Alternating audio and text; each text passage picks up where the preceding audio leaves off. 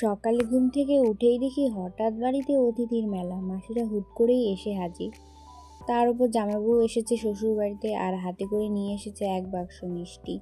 বাড়ির পরিবেশ একেবারে জমজমাট। এই আমার মাসি। মাসির পিঠে উঠে কিছুক্ষণ লাফালাফি করলাম, তারপরে চলে গেলাম দিদির কাছে।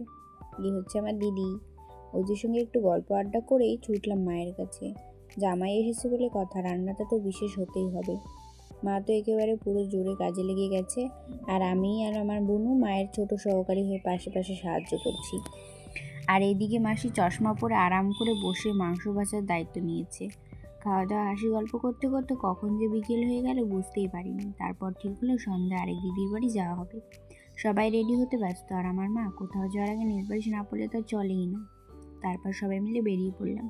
ওদের বাড়িতে পৌঁছতে এমন আদর আপ্যায়ন শুরু হলো যে মনে হচ্ছিল আমরা বুঝি মেয়ে দেখতে গেছি। তারপর পৌঁছানোর সঙ্গে সঙ্গে খাওয়া দাওয়া, তারপর সবাই মিলে জমে গেল গল্পের আসর। শেষমেশ অনেক গল্প, হাসি আর ভালোবাসা নিয়ে টাটা করে আবার বাড়ি ফিরে এলাম।